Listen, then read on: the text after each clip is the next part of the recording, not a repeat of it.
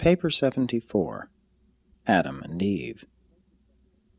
Adam and Eve arrived on Urantia from the year AD 1934, 37,848 years ago. It was in mid-season, when the garden was in the height of bloom, that they arrived. At high noon and unannounced, the two seraphic transports, accompanied by the Jerusalem personnel entrusted with the transportation of the biologic uplifters to Urantia, settled slowly to the surface of the revolving planet in the vicinity of the temple of the Universal Father. All the work of rematerializing the bodies of Adam and Eve was carried on within the precincts of this newly created shrine. And from the time of their arrival, 10 days passed before they were recreated in dual human form for presentation as the world's new rulers. They regained consciousness simultaneously. The material sons and daughters always serve together. It is the essence of their service at all times and in all places, never to be separated. They are designed to work in pairs. Seldom do they function alone.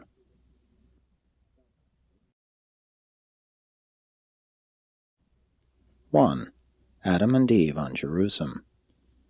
The planetary Adam and Eve of Urantia were members of the senior corps of material sons on Jerusalem, being jointly number 14,311.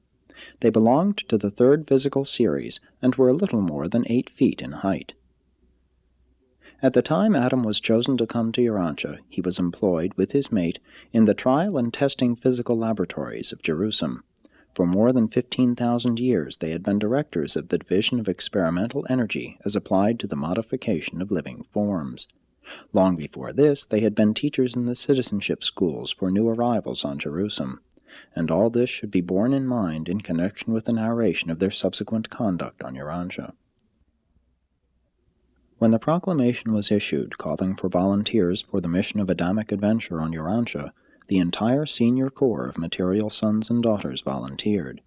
The Melchizedek examiners, with the approval of Lanaforge and the Most High's Evidentia, finally selected the Adam and Eve who subsequently came to function as the biologic uplifters of Urantia. Adam and Eve had remained loyal to Michael during the Lucifer Rebellion. Nevertheless, the pair were called before the system sovereign and his entire cabinet for examination and instruction. The details of Urantia affairs were fully presented. They were exhaustively instructed as to the plans to be pursued in accepting the responsibilities of rulership on such a strife-torn world. They were put under joint oaths of allegiance to the Most High's Evidentia and to Michael of Salvington, and they were duly advised to regard themselves as subject to the Urantia Corps of Melchizedek receivers until that governing body should see fit to relinquish rule on the world of their assignment. This Jerusalem pair left behind them on the capital of Satania and elsewhere 100 offspring, 50 sons and 50 daughters, magnificent creatures who had escaped the pitfalls of progression and who were all in commission as faithful stewards of universe trust at the time of their parents' departure for Urantia, and they were all present in the beautiful temple of the material sons, attendant upon the farewell exercises associated with the last ceremonies of the bestowal acceptance. These children accompanied their parents to the dematerialization headquarters of their order, and were the last to bid them farewell in divine speed as they fell asleep in the personality lapse of consciousness which precedes the preparation for seraphic transport. The children spent some time together at the family rendezvous, rejoicing that their parents were soon to become the visible heads, in reality the sole rulers, of planet 606 in the system of Satania. And thus did Adam and Eve leave Jerusalem amidst the acclaim and well-wishing of its citizens. They went forth to their new responsibilities adequately equipped and fully instructed concerning every duty and danger to be encountered on Urantia. 2. Arrival of Adam and Eve. Adam and Eve fell asleep on Jerusalem, and when they awakened in the Father's temple on Urantia, in the presence of the mighty throng assembled to welcome them, they were face to face with two beings of whom they had heard much, Van and his faithful associate Amadon. These two heroes of the Caligastia secession were the first to welcome them in their new garden home. The tongue of Eden was an Andonic dialect as spoken by Amadon. Van and Amadon had markedly improved this language by creating a new alphabet of 24 letters, and they hoped to see it become the tongue of Urantia as the Edenic culture would spread throughout the world. Adam and Eve had fully mastered this human dialect before they departed from Jerusalem, so that this son of Andon heard the exalted ruler of his world address him in his own tongue. And on that day there was great excitement and joy throughout Eden as the runners went in great haste to the rendezvous of the carrier pigeons assembled from near and far, shouting, "Let loose the birds, let them carry the word that the promised Son has come." Hundreds of believer settlements had faithfully, year after year, kept up the supply of these home-reared pigeons for just such an occasion. As the news of Adam's arrival spread abroad, thousands of the nearby tribesmen accepted the teachings of Van and Amadon, while for months and months pilgrims continued to pour into Eden to welcome Adam and Eve and to do homage to their unseen Father. Soon after their awakening, Adam and Eve were escorted to the formal reception on the great mound to the north of the temple. This natural hill had been enlarged and made ready for the installation of the world's new rulers. Here, at noon, the Urantia Reception Committee welcomed this son and daughter of the system of Satania. Amadon was chairman of this committee, which consisted of 12 members embracing a representative of each of the 6 Sangic races, the acting chief of the Midwayers, Anan, a loyal daughter and spokesman for the Nodites, Noah, the son of the architect and builder of the garden and executive of his deceased father's plans, and the 2 resident life carriers. The next act was the delivery of the charge of planetary custody to Adam and Eve by the senior Melchizedek, chief of the Council of Receivership on Urantia. The material son and daughter took the oath of allegiance to the Most Highs of Norlatiadek and to Michael of Nebadon, and were proclaimed rulers of Urantia by Van, who thereby relinquished the titular authority which for over 150,000 years he had held by virtue of the action of the Melchizedek receivers. And Adam and Eve were invested with kingly robes on this occasion, the time of their formal induction into world rulership. Not all of the arts of Dalmatia had been lost to the world. Weaving was still practiced in the days of Eden. Then was heard the archangel's proclamation, and the broadcast voice of Gabriel decreed the second judgment roll call of Urantia, and the resurrection of the sleeping survivors of the second dispensation of grace and mercy on 606 of Satania. The dispensation of the prince has passed. The age of Adam, the third planetary epoch, opens amidst scenes of simple grandeur, and the new rulers of Urantia start their reign under seemingly favorable conditions, notwithstanding the worldwide confusion occasioned by lack of the cooperation of their predecessor in authority on the planet.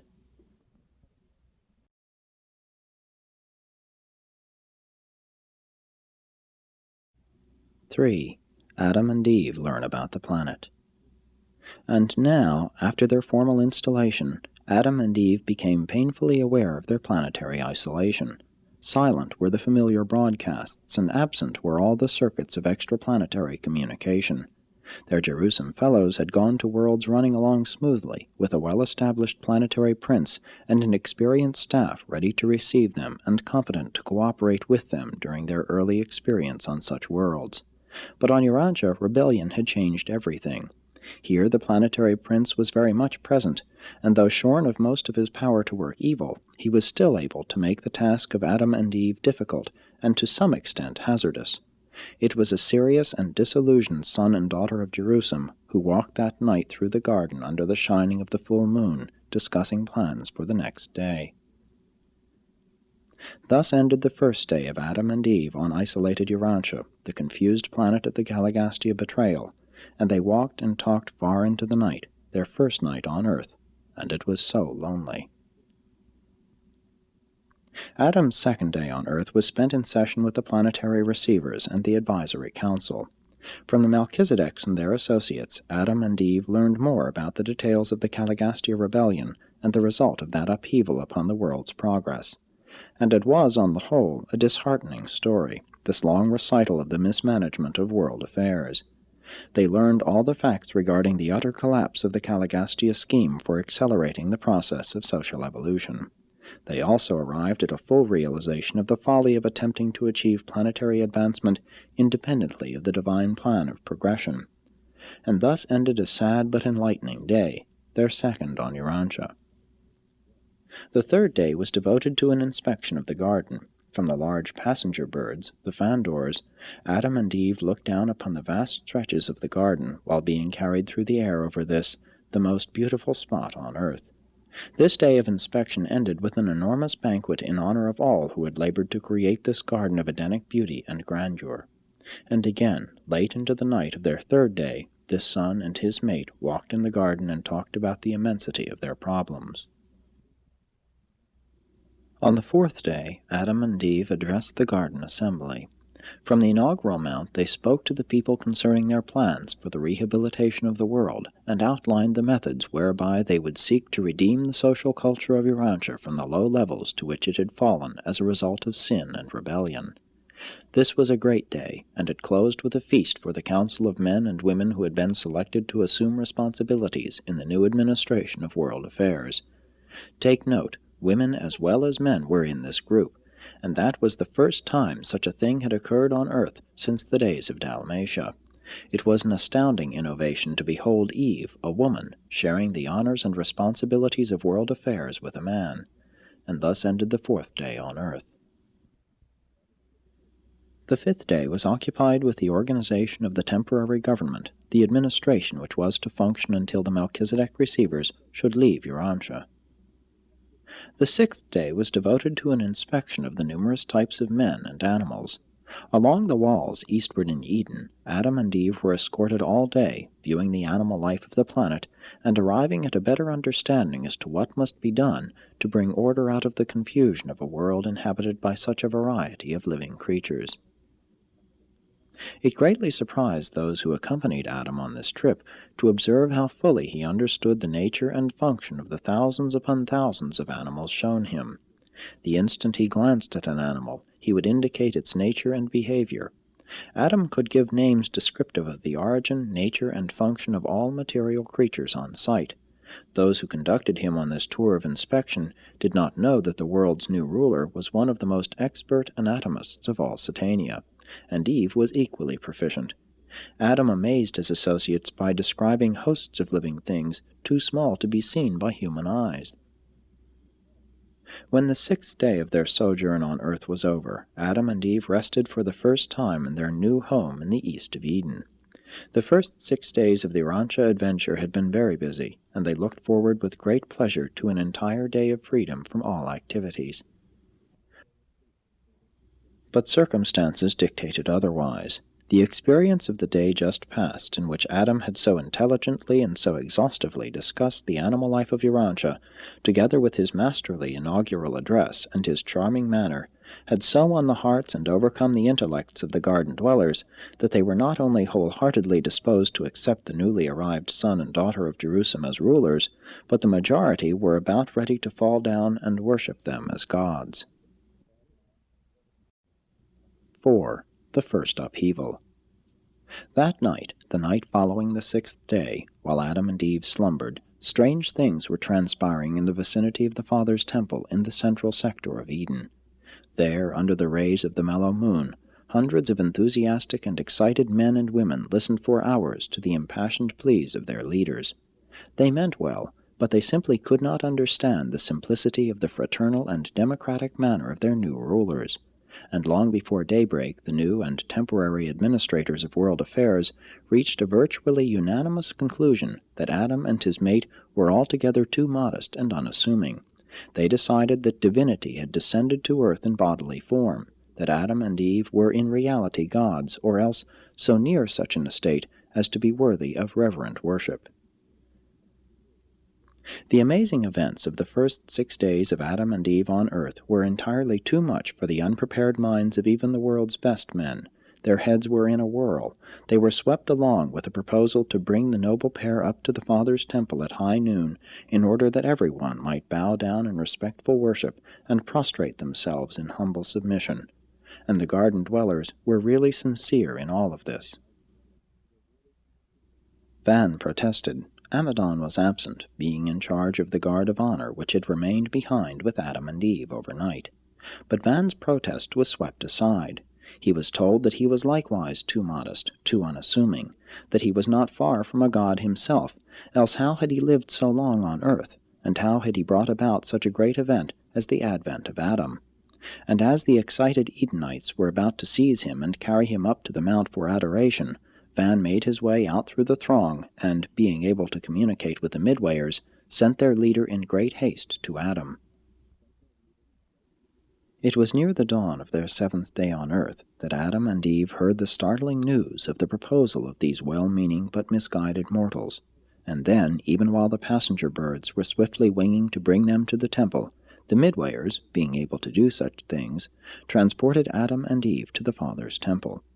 It was early on the morning of this 7th day, and from the mount of their so recent reception, that Adam held forth an explanation of the orders of divine sonship, and made clear to these earth minds that only the Father and those whom he designates may be worshipped. Adam made it plain that he would accept any honor and receive all respect, but worship never. It was a momentous day, and just before noon, about the time of the arrival of the seraphic messenger bearing the Jerusalem acknowledgment of the installation of the world's rulers, Adam and Eve, moving apart from the throng, pointed to the Father's temple and said, "Go you now to the material emblem of the Father's invisible presence, and bow down in worship of him who made us all, and who keeps us living. And let this act be the sincere pledge that you never will again be tempted to worship anyone but God." They all did as Adam directed. The material son and daughter stood alone on the mount with bowed heads, while the people prostrated themselves about the temple. And this was the origin of the Sabbath-day tradition. Always in Eden the 7th day was devoted to the noontide assembly at the temple. Long it was the custom to devote this day to self-culture. The forenoon was devoted to physical improvement, the noontime to spiritual worship, the afternoon to mind culture, while the evening was spent in social rejoicing. This was never the law in Eden, but it was the custom as long as the Adamic administration held sway on earth.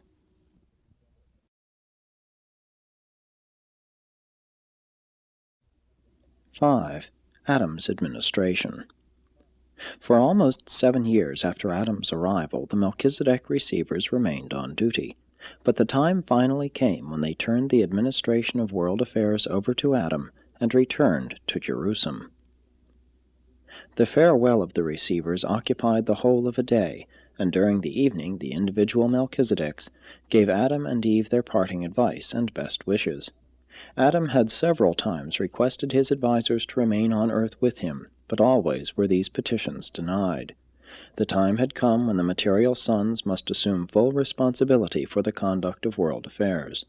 And so, at midnight, the seraphic transports of Satania left the planet with 14 beings for Jerusalem, the translation of Van and Amadon occurring simultaneously with the departure of the 12 Melchizedeks. All went fairly well for a time on Urantia, and it appeared that Adam would, eventually, be able to develop some plan for promoting the gradual extension of the Edenic civilization. Pursuant to the advice of the Melchizedeks, he began to foster the arts of manufacture, with the idea of developing trade relations with the outside world. When Eden was disrupted, there were over 100 primitive manufacturing plants in operation, and extensive trade relations with the nearby tribes had been established. For ages, Adam and Eve had been instructed in the technique of improving a world in readiness for their specialized contributions to the advancement of evolutionary civilization. But now they were face to face with pressing problems, such as the establishment of law and order in a world of savages, barbarians, and semi-civilized human beings. Aside from the cream of the earth's population assembled in the garden, only a few groups here and there were at all ready for the reception of the Adamic culture. Adam made a heroic and determined effort to establish a world government, but he met with stubborn resistance at every turn. Adam had already put in operation a system of group control throughout Eden, and had federated all of these companies into the Edenic League. But trouble, serious trouble, ensued when he went outside the garden and sought to apply these ideas to the outlying tribes. The moment Adam's associates began to work outside the garden, they met the direct and well-planned resistance of Caligastia and Dalagastia. The fallen prince had been deposed as world ruler, but he had not been removed from the planet. He was still present on Earth and able, at least to some extent, to resist all of Adam's plans for the rehabilitation of human society. Adam tried to warn the races against Caligastia, but the task was made very difficult because his archenemy was invisible to the eyes of mortals. Even among the Edenites there were those confused minds that leaned toward the Caligastia teaching of unbridled personal liberty, and they caused Adam no end of trouble. Always were they upsetting the best-laid plans for orderly progression and substantial development. He was finally compelled to withdraw his program for immediate socialization. He fell back on Van's method of organization, dividing the Edenites into companies of 100, with captains over each, and with lieutenants in charge of groups of 10. Adam and Eve had come to institute representative government in the place of monarchical, but they found no government worthy of the name on the face of the whole earth. For the time being, Adam abandoned all effort to establish representative government, and before the collapse of the Edenic regime, he succeeded in establishing almost 100 outlying trade and social centers where strong individuals ruled in his name. Most of these centers had been organized aforetime by Van and Amadon. The sending of ambassadors from one tribe to another dates from the times of Adam. This was a great step forward in the evolution of government. 6. Home life of Adam and Eve. The Adamic family grounds embraced a little over 5 square miles. Immediately surrounding this home site, provision had been made for the care of more than 300,000 of the pure-line offspring. But only the first unit of the projected buildings was ever constructed. Before the size of the Adamic family outgrew these early provisions, the whole Edenic plan had been disrupted and the garden vacated. Adamson was the firstborn of the violet race of Urantia, being followed by his sister and Eve's son, the second son of Adam and Eve. Eve was the mother of 5 children before the Melchizedeks left, 3 sons and 2 daughters. The next 2 were twins. She bore 63 children, 32 daughters and 31 sons before the default. When Adam and Eve left the garden, their family consisted of 4 generations, numbering 1,647 pure-line descendants. They had 42 children after leaving the garden, besides the 2 offspring of joint parentage with the mortal stock of Earth. And this does not include the Adamic parentage to the Nodite and evolutionary races. The Adamic children did not take milk from animals when they ceased to nurse the mother's breast at 1 year of age. Eve had access to the milk of a great variety of nuts and to the juices of many fruits, and knowing full well the chemistry and energy of these foods, she suitably combined them for the nourishment of her children until the appearance of teeth. While cooking was universally employed outside of the immediate Adamic sector of Eden, there was no cooking in Adam's household. They found their foods, fruits, nuts, and cereals, ready prepared as they ripened. They ate once a day, shortly after noontime. Adam and Eve also imbibed light and energy direct from certain space emanations in conjunction with the ministry of the Tree of Life. The bodies of Adam and Eve gave forth a shimmer of light, but they always wore clothing in conformity with the custom of their associates. Though wearing very little during the day, at eventide they donned night wraps. The origin of the traditional halo encircling the heads of supposed pious and holy men dates back to the days of Adam and Eve. Since the light emanations of their bodies were so largely obscured by clothing, only the radiating glow from their heads was discernible. The descendants of Adamson always thus portrayed their concept of individuals believed to be extraordinary in spiritual development. Adam and Eve could communicate with each other and with their immediate children over a distance of about 50 miles. This thought exchange was effected by means of the delicate gas chambers located in close proximity to their brain structures. By this mechanism they could send and receive thought oscillations. But this power was instantly suspended upon the mind's surrender to the discord and disruption of evil. The Adamic children attended their own schools until they were 16, the younger being taught by the elder. The little folks changed activities every 30 minutes, the older every hour. And it was certainly a new sight on Urantia to observe these children of Adam and Eve at play, joyous and exhilarating activity just for the sheer fun of it. The play and humor of the present-day races are largely derived from the Adamic stock. The Adamites all had a great appreciation of music, as well as a keen sense of humor. The average age of betrothal was 18, and these youths then entered upon a 2 years' course of instruction in preparation for the assumption of marital responsibilities. At 20 they were eligible for marriage, and after marriage they began their life work or entered upon special preparation therefor. The practice of some subsequent nations of permitting the royal families, supposedly descended from the gods, to marry brother to sister, dates from the traditions of the Adamic offspring, mating, as they must needs, with one another. The marriage ceremonies of the first and second generations of the garden were always performed by Adam and Eve. 7. Life in the garden. The children of Adam, except for 4 years' attendance at the Western schools, lived and worked in the East of Eden. They were trained intellectually until they were 16 in accordance with the methods of the Jerusalem schools. From 16 to 20 they were taught in the Urantia schools at the other end of the garden, serving there also as teachers in the lower grades. The entire purpose of the Western school system of the garden was socialization. The forenoon periods of recess were devoted to practical horticulture and agriculture, the afternoon periods to competitive play. The evenings were employed in social intercourse and the cultivation of personal friendships. Religious and sexual training were regarded as the province of the home, the duty of parents. The teaching in these schools included instruction regarding 1. Health and the care of the body. 2. The golden rule, the standard of social intercourse. 3. The relation of individual rights to group rights and community obligations. 4. History and culture of the various earth races. 5. Methods of advancing and improving world trade. 6. Coordination of conflicting duties and emotions. 7. The cultivation of play, humor, and competitive substitutes for physical fighting. The schools, in fact every activity of the garden, were always open to visitors. Unarmed observers were freely admitted to Eden for short visits. To sojourn in the garden, a Urantian had to be adopted.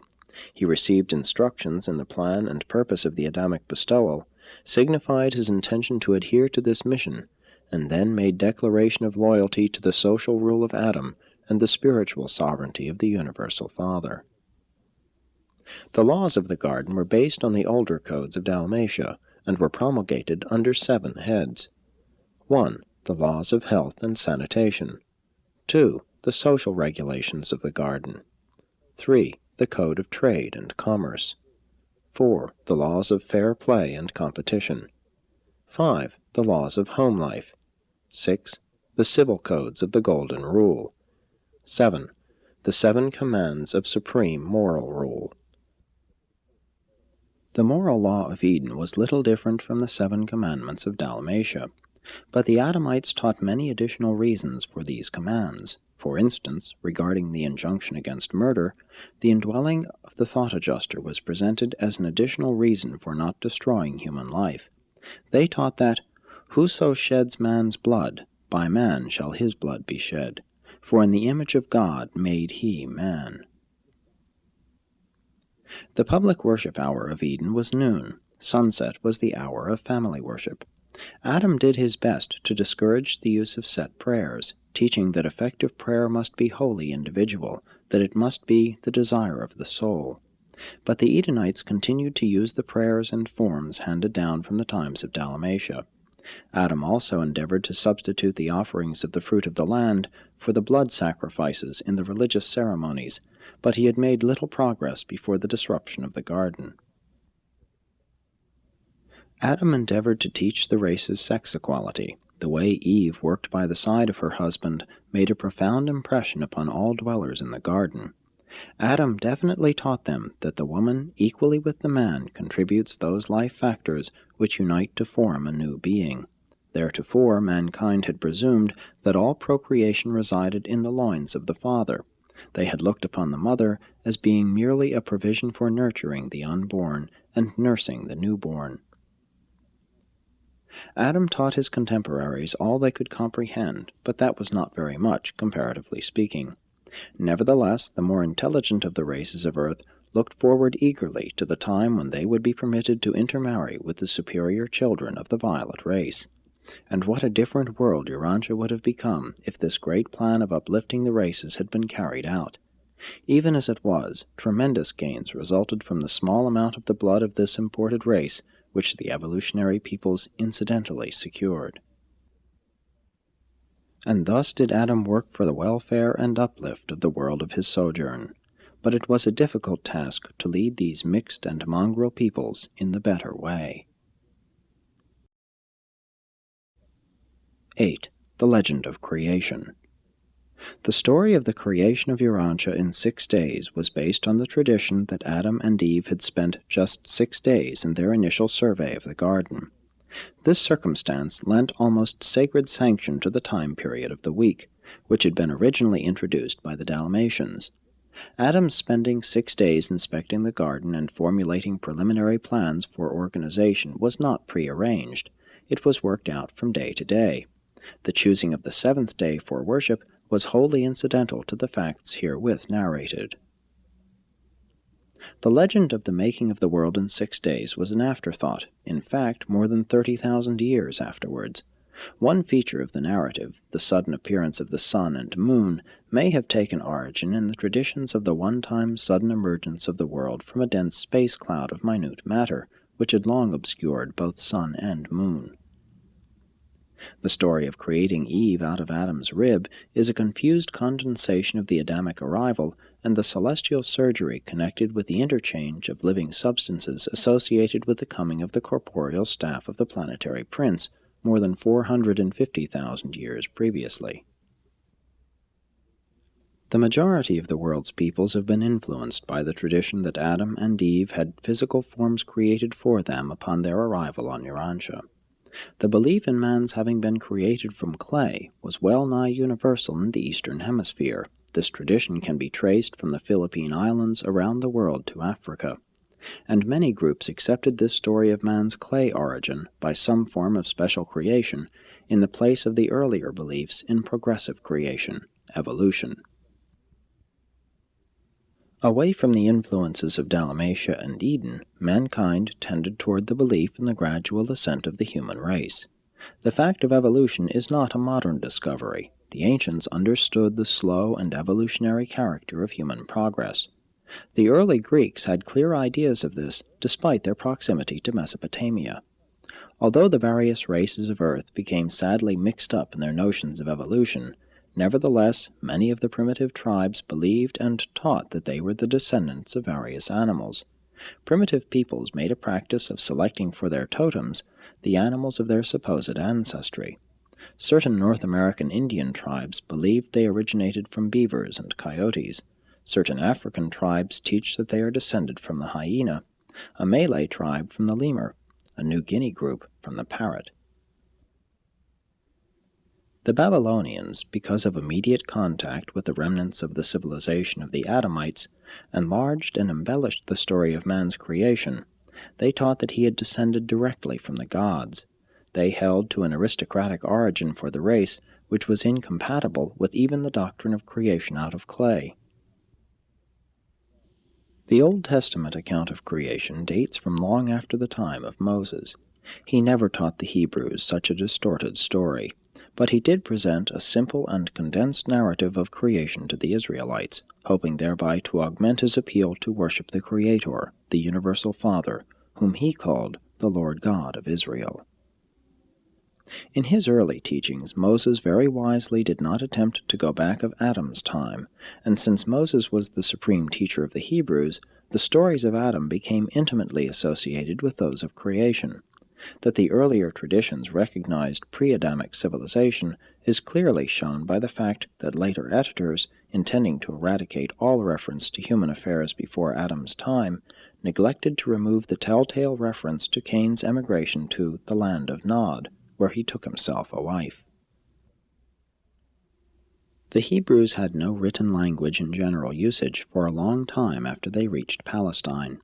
They learned the use of an alphabet from the neighboring Philistines, who were political refugees from the higher civilization of Crete.